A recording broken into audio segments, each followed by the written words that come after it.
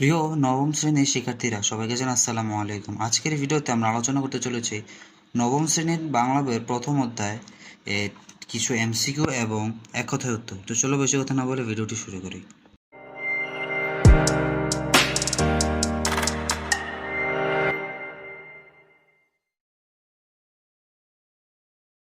তো এখানে দেখো এমসিকিউ নাম্বার 1 লেখা আছে নিচের কোনটি প্রত্যক্ষ মাধ্যম?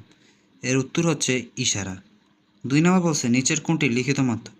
এর উত্তর হচ্ছে ছবি। 3 নম্বর বলছে নিচের কোনটি যান্ত্রিক মাধ্যম? এর উত্তর হচ্ছে অনলাইন মিটিং। 4 নম্বর বলছে যোগাযোগ কয় ধরনের? এর উত্তর হচ্ছে 3 ধরনের। 5 নম্বর বলছে নিচের কোনটি প্রত্যক্ষ উপকরণ?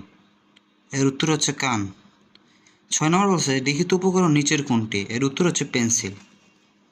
7 নম্বর বলছে যান্ত্রিক উপকরণ নিচের কোনটি? এর উত্তর হচ্ছে ল্যাপটপ। 8 নম্বরে বলছে আগুনের পরশমণি গল্পের গেরিলা বাহিনীর সদস্যকে? এর উত্তর হচ্ছে বদিউল। 9 নম্বর বলছে বদিউলকে দেখে মতিন সাহেবের চোখ ভিজে যায় কেন? এর উত্তর হচ্ছে খুশিতে। 10 নম্বর বলছে মতিন সাহেবের বাড়ির সামনে কি গাছ ছিল? এর উত্তর হচ্ছে নারকেল। 11 নম্বর বলছে বদিউল কয়জনের দল নিয়ে ঢাকা প্রবেশ করেছিল? এর উত্তর হচ্ছে 7 জনের। 12 সুরমা কে? বদিউলের সঙ্গী। খ বলছে মতিন সাহেবের স্ত্রী। গ বলছে মতিন সাহেবের মেয়ে। গ বলছে মতিন সাহেবের কাজের বুয়া। এর উত্তর হচ্ছে খ মতিন সাহেবের স্ত্রী।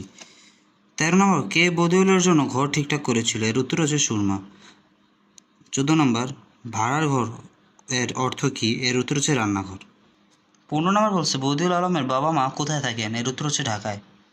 16 নম্বর বলছে কোন মাধ্যমে এখানে যোগাযোগ করা হয়েছে? এর উত্তর হচ্ছে লিখিত। 17 নম্বর বলছে এই মাধ্যমে কোন উপকরণ ব্যবহার করা হয়েছে? এর উত্তর হচ্ছে কলম।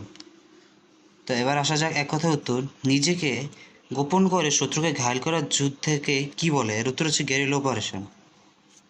তারপর বলছে ডায়ালগ অর্থ কি? এর উত্তর হচ্ছে সংলাপ। 3 বাড়ির বাইরে বের না হওয়ার সরকারি নির্দেশকে কি বলে? এর উত্তর হচ্ছে কারফিউ। 4 নম্বর 5:30টার পর গেটের তালার চাবি কার কাছে থাকে? এর উত্তর হচ্ছে সুরমা। 5 নম্বর বলছে বদিউলের পরনে কি ছিল? এর উত্তর হচ্ছে হালকা নীল রঙের হাওয়াই শার্ট। 6 নম্বর হুমায়ুন আহমেদ কবে জন্মগ্রহণ করেন? এর উত্তর হচ্ছে 1948 সালে। 7 নম্বর আগুনের পরশমণি আসলে কি? একটি উপন্যাস। 8 নম্বর বলছে বদিউল কবে মতিন সাহেবের বাসায় গিয়েছিল? এর উত্তর হচ্ছে 6 জুলাই 1971 সালে। 9 নম্বর বদিউল আলমের হাতে কী ছিল? এর উত্তর হচ্ছে কয়েকটি পত্রিকা। 10 নম্বর বলছে বদিউল কয় মাস পর ঢাকায় ঢুকেছিল? এর উত্তর হচ্ছে 3 মাস। 11 নম্বর 2 জন বা আরও বেশি সংখ্যকের মধ্যে ভাব বিনিময়ের একটা প্রক্রিয়া কি? এর উত্তর হচ্ছে যোগাযোগ। হুমায়ুন আহমেদ কবে মৃত্যুবরণ করেন? এর উত্তর হচ্ছে 2012 সালে।